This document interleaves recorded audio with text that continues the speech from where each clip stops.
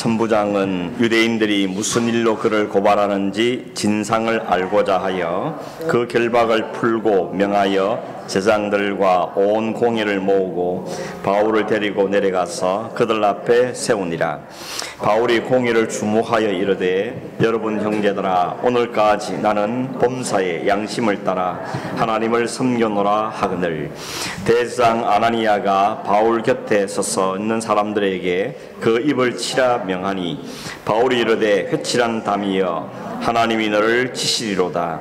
네가 나를 율법대로 심판한다고 앉아서 율법을 어기고 나를 치라 하느냐 하니, 곁에 선 사람들이 말하되, 하나님의 대상을 내가 욕하느냐.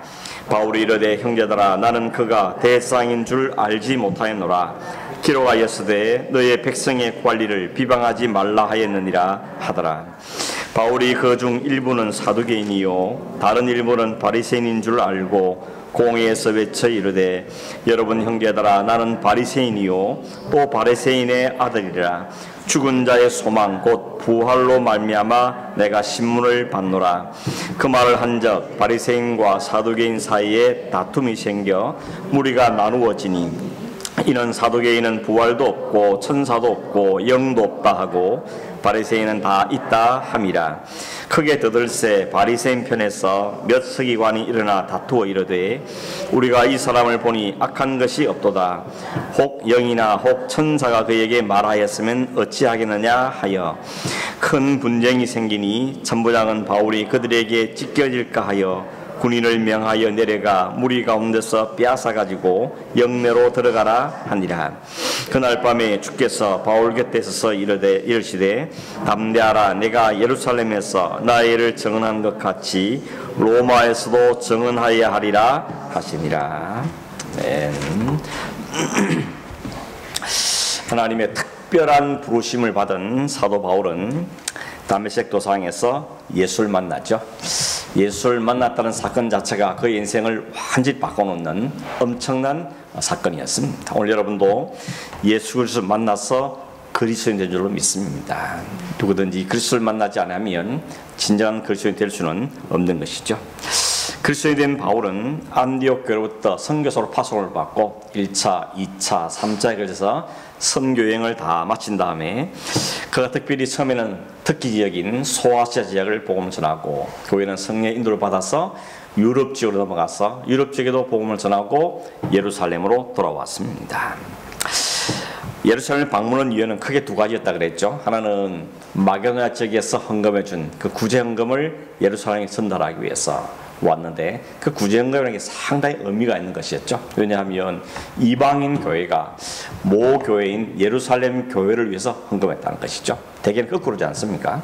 모 교회가 파송한 교회나 또 개척 교회나 이런 교회를 위해서 헌금하는 경우는 있지만, 흩어진 교회가 이제 막 세워진 교회들이 예루살렘 교회를 위해서 헌금을 모아서 그걸 바울에게 전달해달라 부탁해서 바울이 그 헌금을 가지고 지금 예루살렘을 방문한 겁니다. 아마 바울은 그렇게 생각했을 겁니다. 이것이 유대인과 이방인 교회가 서로 화합하는데 큰 도움이 되겠다, 이런 생각을 했을 것 같습니다. 두 번째 이유는 그가 예루살렘 방문하는 것은 이제 마지막 방문이 될 거고, 이제 내가 그렇게 꿈에 품었던 로마로 가려 한다 하는 그런 계획을 알리고, 로마가 끝이 아니고 그 로마를 통해서 저 땅 끝인 스페인까지 복음을 전하기 원한다, 그 이야기를 보고하고, 또 그동안 하나님께 선교인 가운데 어떻게 역사하신지를 보고하면서 자기를 위해서 기도해달라, 앞으로의 여정에도 하나님 함께 하기를 기도해달라고 부탁하는 그런 일정한 마음을 갖고 예루살렘을 방문한 계획을 가졌던 것입니다. 그러나 우리가 아는 것처럼 예루살렘 가는 길이 위험한 길이었죠. 가는 곳마다 바울을 사랑하는 사람들이 가지 말라고, 이번에 가면 죽을지도 모른다고, 큰 어려움을 겪는다고, 어떤 사람은 성령이 내게 말씀해 주었다고, 그러면서 바울의 예루살렘 행을 막았지만 바울은 뭐라 그랬습니까? 나의 달려갈 길, 나의 사명을 위해서는 갈 수밖에 없다, 그렇게 이야기를 하고 예루살렘으로 갔던 겁니다. 위험이 있다는 걸 뻔히 알았지만, 앞날에 어떻게 될지 장담도 안 되지만, 그러나 내가 가는 이유는 딱 하나, 사명 때문에 간다라고 바울은 이야기했던 것입니다. 올 여름 우리가 사명을 따라 산다 하는 게 얼마나 가치가 있습니까? 세상에도 자기의 분명한 사명의식 혹은 직업의 소명을 갖고 사는 사람도 있습니다. 그런 사람은 그 일을 위해서 누가 보든지 안 보든지 사람들 어떻게 말하든지 간에 그 소명을 이루기 위해서 최선을 다하는 삶을 사는 사람들이 종종 있지 않습니까? 특히나 우리 그리스도인들은 하나님께 사명을 받은 사람들이죠. 여러분 사명 안 받은 사람 없는 줄 아시죠? 그 사명이 어떻게 다른지는 몰라도 다 사람마다 다르겠지만 사명을 받지 않은 사람은 없습니다. 그리고 사명은 모든 것 중에 하나님 앞에서는 동등한 사명입니다. 누군 큰 사명이고 누군 적은 사명 그런 거 없습니다. 하나님께 가서는 모든 것이 다 동등한 사명인 것이죠. 다들 한 달란트를 받은 사람들입니다. 그리고 하나님께 사명만 주신 것이 아니고 그 사명을 감당할 수만한 은사와 능력과 지혜도 동시에 주시는 것입니다. 주시지 않은 사람은 없습니다. 그러니 우리는 핑계할 수 없습니다. 그때 우리가 사명으로 산다는 것은 너무너무 중요한 건데 그러려면 우리가 첫 번째 해야 되는 게 뭔가 하면 내게 준 사명이 뭐냐? 나는 왜 이 땅에 태어났으며 내가 지금 왜 여기 살고 있으며 내가 왜 이 직업을 가졌으며 내가 일을 왜 하는가 하는 분명한 사명의식이 우리에게 있어야 되는 겁니다. 그게 생겨야 그 사명에서 목숨도 거는 이런 마음가는 삶이 나타나게 되는 것입니다. 대개 사람들이 목숨을 거는 삶을 살지 못하는 이유는 많은 경우가 사명에 대한 분명한 확신이 없기 때문에 그렇습니다. 어쩔 수 없이 하다 못해 눈을 뜨니까 살고 그래서 남들이 하니까 같이 살고 내가 지금 직업을 가졌으니 그냥 어쩔 수 사는 그래갖고는 사명에서 목숨을 걸 수는 없는 것입니다. 내가 이게 하나님께 받은 사명이다.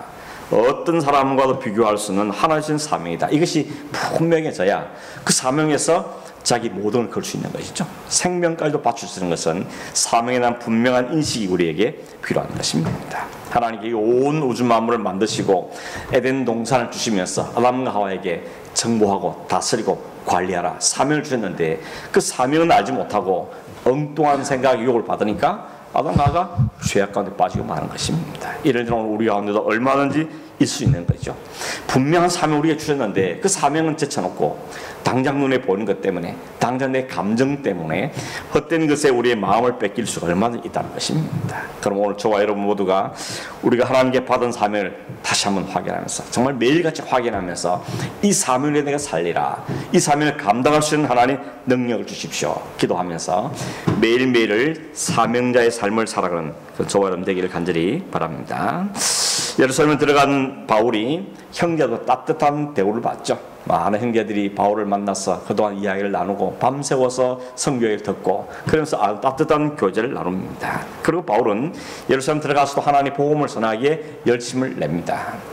그 복음을 받아들이고 위로를 하는 사람도 많이 있지만 또 다른 사람도 있죠. 항상 반대하는 사람도 있고 바울을 죽이는 사람이 따라다닙니다. 특별히 저 에베소에서부터 따라온 유대인들은 그 예루살렘 사람들을 막 충동질해서 바울의 세 가지 죄를 지었다. 첫째는 유대인들을 무시했고 하나님 율법을 무시했고 성전을 더럽혔다. 이런 말이 안 되는 이런 죄목을 붙여서 저 사람은 죽여야 된다 하는 것을 사람들을 충동했던 것입니다. 물론 사실이 아니죠.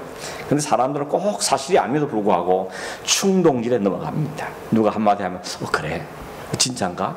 그럴 수 있겠네. 그런 마음이 점점 발서 그렇겠다. 이렇게 충동지에 넘어가는 분들이 너무 많은 것입니다. 사람들은 유대인들에게 충동에 넘어가서 바울에 대해서 돌을 들고 그를 성바울 끌고 와서 그를 죽이려고 갖다 버리려고 했던 것입니다. 그러나 이때 나타난 사람이 로마 군대였죠. 천부장이 로마 군대를 거느리고 얼른 달려와서 이 소란을 잠재웁니다. 왜냐하면 이런 소문이 나면 이 소문이 로마 정부에 들어가면 이 천부장, 이 행정을 책임지는 자기가 큰 문제를 당할 거니까 이런 일이 생기면 안 되니까 안 그래도 이 절기 때 많은 유대인들이 와 있는데 이런 일이 생기면 아니니까 얼른 이 일을 잠재우기 위해서 바울을 빼내가게 되죠. 천부장이 바울을 신문하기 위해서 채찍질하려고 그랬는데 그가 로마 사면 소식을 듣고는 깜짝 놀라서 그냥 채찍질해서는 크게 문책을 당할 것 같으니까 공식 재판을 열게 됩니다. 그리고 바울에게 자신에 대해서 말을 할 수 있는 기회를 열어주게 된 것입니다. 그래서 오늘 23장에 이 공회가 열리게 되어지고 바울은 그들 앞에 말할 수 있는 기회를 얻게 됩니다. 첫 마디에 뭔가 하면 이렇게 말하죠. 형제들이여 오늘까지 나는 범사에 양심을 따라 하나님을 섬겼다라고 이야기합니다.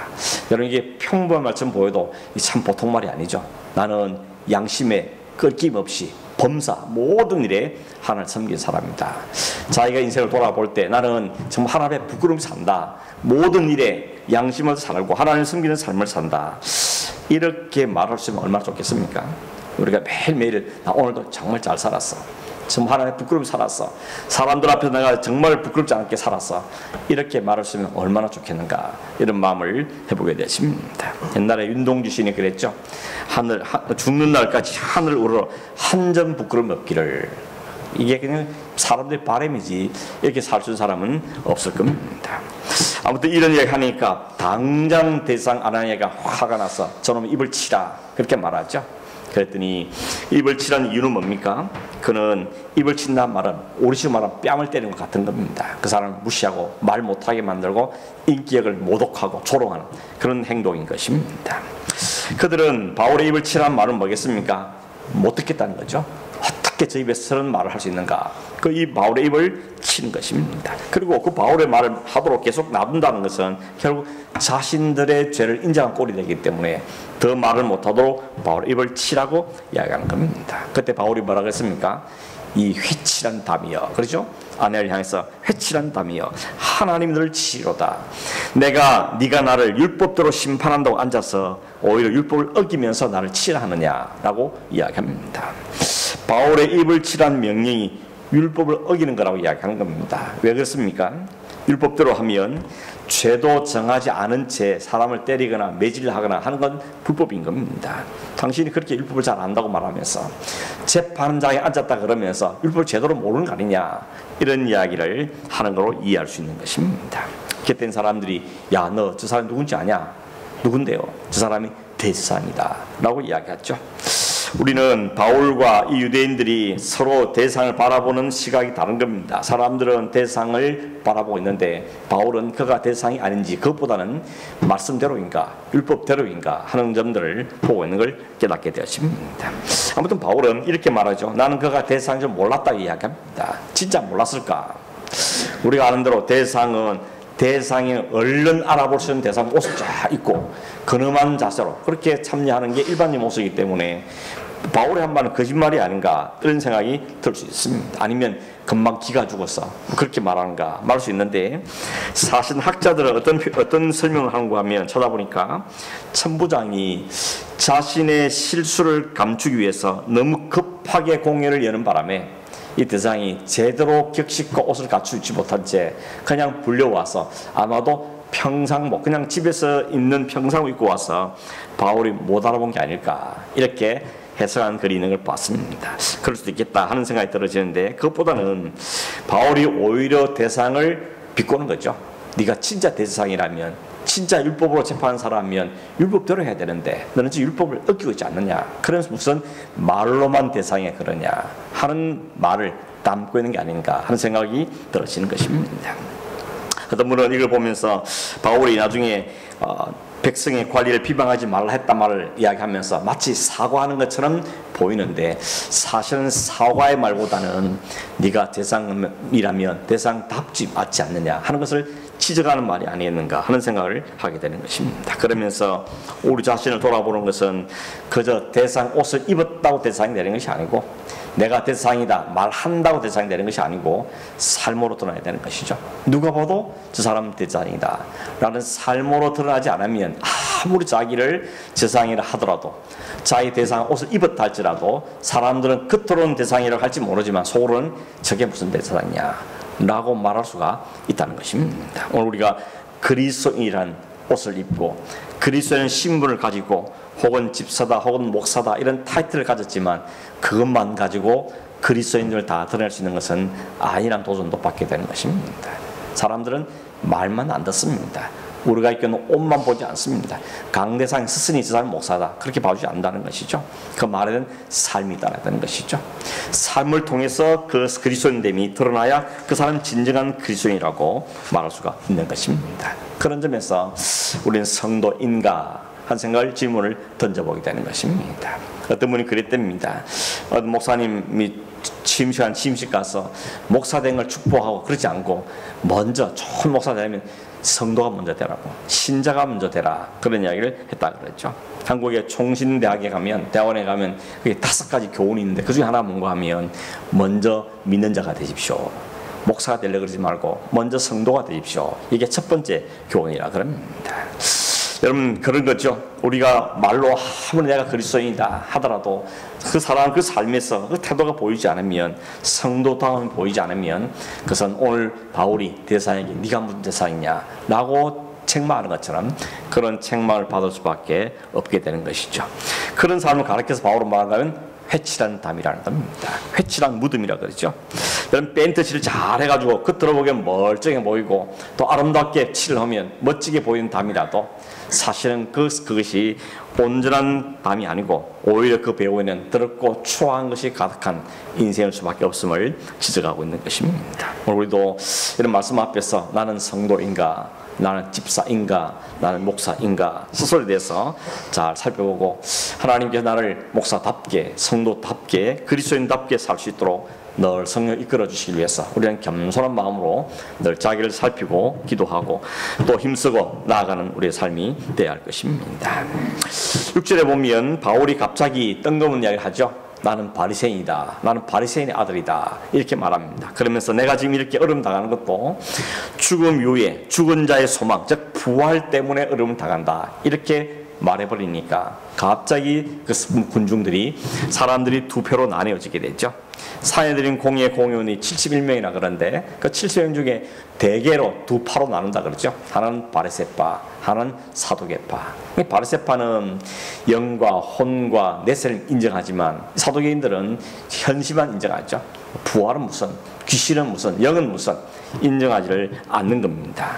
그 바울의 말 때문에 결국 바리새파 사람들과 사두개인 사람 사이에 다툼이 생겼다 그랬죠. 어느 정도 다툼인가 하면 이 헬라 말 보면 물리적인 몸싸움을 했다는 그런 의미를 담고 있습니다. 그래서 나중에 천번에 뭐라 그럽니까? 그냥 두면 바울이 찢기겠다. 양쪽에 서로 막 잡아 당기고 밀치하니까 저 속에 두면 바울이 찢길까 염려해서 바울을 빼내갔다고 이야기를 볼 수 있는 것입니다. 여러분, 이 천부장이 동원되고 로마 군대가 동원된 것은 겉으로 보기에는 천부장이 바울을 살리는 것은 보이지만 사실은 우리는 알죠. 하나님께서 그 군대를 급파해서 바울을 보호하신 것이죠. 그를 빼내간 겁니다. 빼앗아갔다 그랬죠. 그 신랑 속에서, 그 몸싸움과 소란 속에서 바울을 빼내서 빼앗아서 데려갔다고 이야기하고 있습니다. 더 놀라운 일은 결국 그날 밤에 일어났죠. 그날 밤에 주님께서 바울을 찾아오십니다. 11절에 보니까 바울 곁에 서서 말하기를 담대하라. 네가 예루살렘에서 나의 일을 증언한 것 같이 로마에서도 증언하여야 할 것이다 라고 말씀하십니다. 여러분, 그날 밤 바울의 상태 어떤 상태였습니까? 하루 종일 시달렸습니다. 끌려다니고 신문 받고 사람들이 모욕을 받고 조롱을 받고 얼마나 피곤했겠습니까? 너무너무 지친 하루였습니다. 그런데 찢길 뻔한 그 상황 속에, 지친 그 바울이 있는 그 감옥 속에 주님이 오신 거죠. 곁에 서셨습니다. 그리고 이게 말씀합니다. 담대하라고 말씀하십니다. 이날 밤에 그 주님께 들은 그 음성이 바울에게 얼마나 큰 위로가 되겠습니까? 참고로 여러분, 여호수아 1장에 보면 모세의 뒤를 이어서 이스라엘의 지도자된 사람이 여호수아입니다. 모세가 죽은 다음에 하나님께 여호수아에게 말씀하시죠. 일어나라. 이제 요단강을 건너서 내 백성을 데리고 이 가나안 땅으로 건너가라 라고 하나님이 말씀하셨을 때 여호수아 그 마음이 심리 어떻겠습니까? 그날 밤에 잠이 안 왔을 겁니다. 얼마나 심란했겠습니까? 모세가 했던 일을 자기 뭐 하라 그러는데 내가 어떻게 모세 일을 하느냐. 모세가 누군지는 여호수아가 눈으로 똑똑히 보았는데 그 일을 내가 어떻게 하겠느냐. 그냥 모세를 따라다니면서 그를 돕고 옆에서 순종하고 그거는 뭐 할만했는데 이제 그 모세가 사라져버리고 자기가 고스란히 지도자가 되는 말 앞에 이 여호수아는 참으로 부담스러운 밤이었을 겁니다. 근데 그런 여호수아에게 하나님 말씀하시죠. 똑같이 말씀하십니다. 담대하라 라고 말씀하시죠. 참 재밌는 것은 3번 반복하시더라고요. 여호수아 1장 6절, 7절, 9절에 반복하는데 6절에서는 강하고 담대하라 말씀하셨고 7절에는 오직 강하고 극히 담대하라. 수식어가 들어가 힘이 들어가 있죠. 9절에는 내가 네게 명령한 것이 아니냐. 강하고 담대하라. 더 말이 강조되죠. 엑센트가 더 가고 있는 겁니다. 처음에는 그냥 담대하라 했다가 오직 극히 내가 말했지 않냐. 그러면서 여호수아를 격려하는 말씀을 하고 있는 것입니다. 그러므로 이 말씀을 들었던 여호수아가 얼마 마음이 든든했겠습니까? 모세도 모세지만 40년 동안 이스라엘 백성 어떤 사람이 봤지 않습니까? 조금만 문제 생기면 하나님 원망, 모세를 향해 돌을 들고 지금으로 애굽 돌아가자. 이 변덕스럽고 불순종하고 이 배반한 백성을 데리고 자기가 그 일을 이렇게 한다 했는데 생각했을 때 이 여호수아는 참으로 마음이 무거웠을 텐데 하나님께서 말씀하는 겁니다. 담대하라. 내가 담대하라고 말씀하신 거죠. 그 근거가 뭐였습니까? 정말 여호수아가 큰 힘을 얻던 말씀은 이 말씀이죠. 내가 모세와 함께 있었던 것 같이 너와도 함께 할 것이다 라고 말씀합니다. 여러분, 모세와 함께 하신 하나님에 대해서 누구보다도 똑똑하게 본 사람, 그 말의 의미가 뭔지 가장 잘 아는 사람이 여호수아입니다. 보았거든요. 옆에 들었고 하나님 모세를 어떻게 사용하실까 눈으로 쫙 봤는데 그 하나님께서 자기에게 말하기를 내가 모세와 함께 있었던 것처럼 너와도 함께 할 것이다. 그러니 강하고 담대하라고 말씀하고 있는 것입니다. 이보다 더 큰 위로는 없죠. 이보다 더 큰 소망이 되는 말씀은 없을 겁니다. 그런데 여러분 나중에 보면 보너스로 백성들 앞에 여호수아 섰더니 그 백성들이 말하기를 하나님께서 모세와 함께하는 것처럼 당신과도 함께하기를 원합니다. 우리가 모세에게 순종했다면 당신에게도 순종하겠습니다. 누구든지 당신만 순종치 않으면 하나님께 벌을 받기를 원합니다. 백성들이 그렇게 반응을 보면서 여호수아는 큰 힘을 얻게 될 것입니다. 물론 여러분 하나님의 말씀은 신실해서 한 번도 한 말씀 어기지 않지만 인간도 또 변덕을 부리죠. 그렇게 여호수아만 순종하게 해놓고는 또 조금 어려우면 또 배반하는 것입니다. 이것이 인간의 모습인 것이죠. 그러니 인간의 위로와 격려보다는 하나님의 위로와 격려가 우리에게 훨씬 더 큰 도움이 되는 것이죠. 사람들은 이랬다 저랬다 막 정말 목숨을 다 바칠 것처럼 그렇게 이야기했다가도 문제가 생기고 어려워지면 그냥 배신하는 등을 돌리는 사람들이 얼마나 많습니까? 바울도 그랬거든요. 바울이 논의에 쓴 편지 보면 어떻습니까? 다 떠났다. 누구도 가고 내 앞에는 이제 누가밖에 안 남았다. 너 디모데 좀 빨리 와라. 이 인간의 고뇌를 보내는 사도 바울 보면 인간은 결국 어쩔 수가 안 되죠. 아무리 가까이 있어도 마지막까지 나를 도울 일은 하나님밖에 없는 것입니다. 그런 여호수아에게 하나님께서 내가 모세와 함께 너 봤지? 40년 동안 봤지? 그와 같이 내가 너와 함께 하겠다 말씀했을 때 여호수아가 큰 힘과 담력을 얻게 됐을 겁니다. 지금 이날 밤 바울도 마찬가지인 것이죠. 내가 너 안다는 거죠.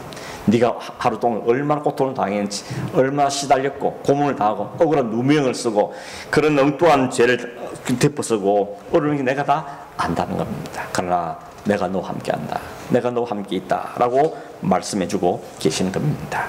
그렇게 말씀하시는 분이 주님이십니다. 이미 채찍에 맞으셨고 조롱과 멸시를 받으셨고 십자에 못 박혔었고 많은 사람이 던지는 돌과 뺨을 맞으시며 온갖 순환과 고초 억울한 걸 다 당하시고 그럼에도 불구하고 다시 살아나셔서 부활하신 주님이시죠. 그 주님이 이 바울에게 말을 하는 것입니다. 내가 너와 함께한다 라고 말하는 거죠.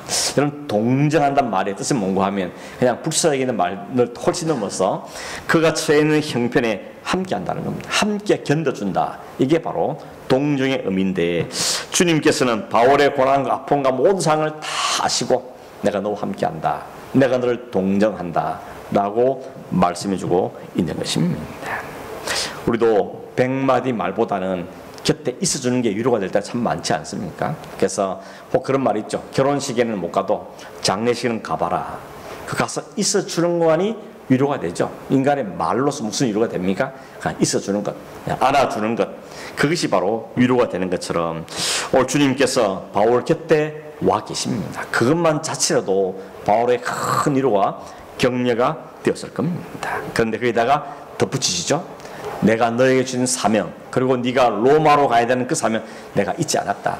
여기 끝이 아니다. 그 사명이 이룰 때까지는 내가 너와 함께 할 것이고 너를 지키고 보호해서 반드시 예루살렘에서 복음을 전하는 것처럼 로마에서도 복음을 전하게 될 거다 라고 그의 비전, 그의 사명을 다시 한번 확인시켜 주셨던 것입니다. 여러분, 우리가 한번 상상해 보면 어두운 밤입니다. 캄캄한 밤입니다. 살아나갈지 죽어서 나갈지 알지 못하는 감옥입니다. 바깥에도 자기를 죽이는 사람은 둘러싸여 있습니다. 엉뚱한 죄목을 덮었었습니다. 그런데 그날 밤에, 아무도 알아주지 않는 그 밤에 주님이 찾아오셔서 곁에서 계시고 뿐만 아니라 그에게 말씀으로 확인시켜 주시고 그의 비전을 다시 일깨워 주셨던 것입니다. 그러니 그 가장 절망스러워 힘겨웠던 그 밤이 오히려 바울에게는 위로의 밤이 되고 감격의 밤이 되고 다시 한번 자신의 소명과 사명에서 확인한 밤이 되고 다시 용기를 얻는 그런 귀중한 복된 밤이었을 겁니다. 어디냐가 중요하지 않죠. 어떤 상황이 중요한 것이 아니고 주님이 내 곁에 함께 있다는 것, 주님이 내게 말씀하신다는 것, 그것이 우리에게 참된 소망이고 우리의 위로가 됨을 우리에게 보여주고 있는 것입니다. 이 말씀 왜 우리에게 주시겠습니까? 왜 이렇게 사도행전 기록을 우리에게 읽게 하시겠습니까? 너희와도 그렇게 하겠다는 겁니다.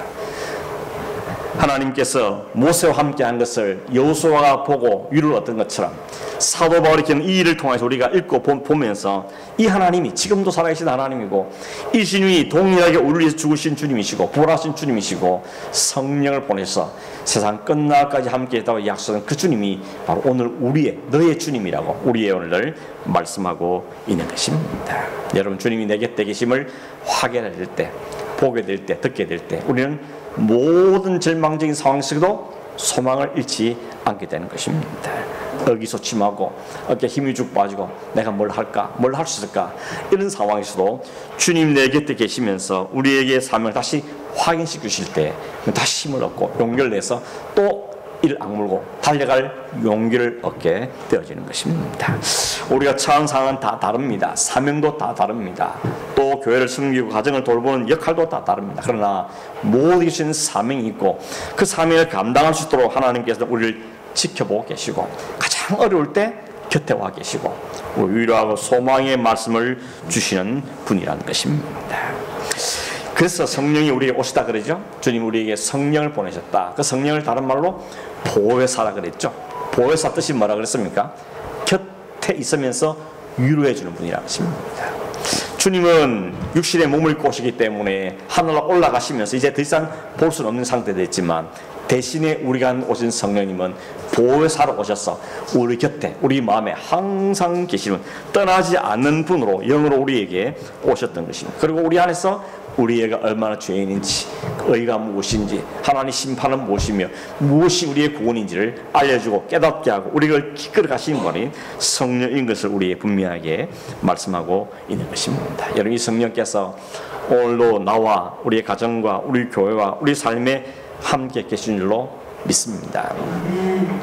한 가지만 더 기억할 사실은 주님이 함께 하신다는 말을 우리가 오해하지 말 것은 주님이 함께 계시니까 환난도 없고 늘 편안하고 모든 게 잘 되고 그렇게 생각하는 우리의 오해입니다. 주님은 그렇게 말씀하신 적은 한 번도 없죠. 내가 너희와 함께 있으니 아무 어려움도 없을 거다. 환난은 없다. 이제 모든 장밋빛 인생이다. 그렇게 말씀하신 적은 없습니다. 오히려 뭐라고 말씀합니까? 어디를 가든지 어떤 상황에 처하든지 나도 함께 있다. 내가 네 곁에 있다. 이것이 주님이 우리를 향하신 약속의 말씀인 것입니다. 사도 바울이 바로 그렇지 않습니까? 먼 곳을 다니고 많은 어려움을 당하고 많은 고난을 당하고 어려움을 겪었죠. 그가 말한 그 고난은 너무 많지 않습니까? 이후도 마찬가지입니다. 예루살렘에 와서 로마 군대에 잡히고 로마로 가지만 제수로 가고 끌려다니는 신문을 당하고 바울을 죽이는 사람은 호신탐단 기회를 노리는 이런 위협적인 상황 속에 그는 여전히 놓여 있습니다.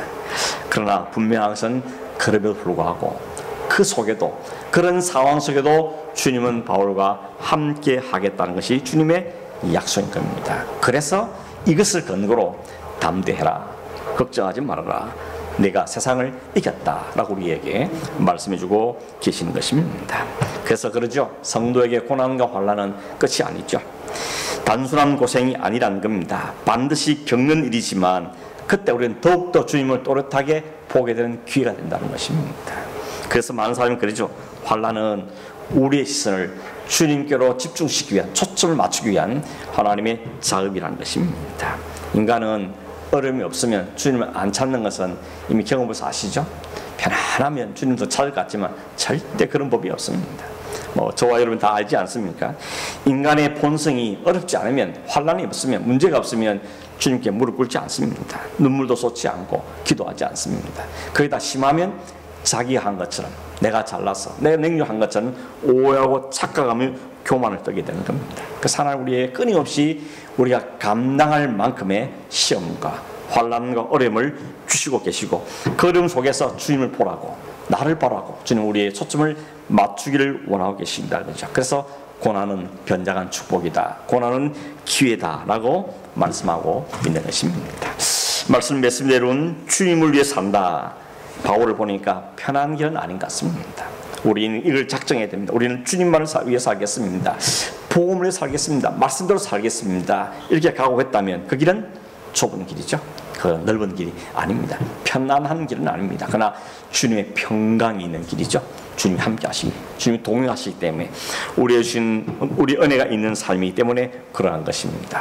변치 않는 사실은 어떤 혼란이 와도, 어떤 우는 사자가 우리를 덮치나 할지라도 물지를 못하고 상하이하지를 못하겠다고 하나님께서 우리를 지키시고 보호하고 계시다는 것입니다. 오늘도 이 말씀을 기억하면서 우리 어떤 상황을 만나더라도, 지금 혹 그런 상황이 있다 할지라도 주님이 나와 함께 계신다, 성령이 나와 함께 계시고 말씀 내게 있다, 그리고 하나님 붙여진 가족과 동력자들과 공동체 있다는 사실을 기억하면서 함께 주님을 잘 바라보고 담대한 마음으로 이기고 승리하면서 살아가는 저런 삶이 되기를 주님으로 축원합니다. 기도하겠습니다. 우리 한번 기도할 때 하나님 우리 인생 가운데 함께 하신다 이 약속의 말씀을 우리가 믿음으로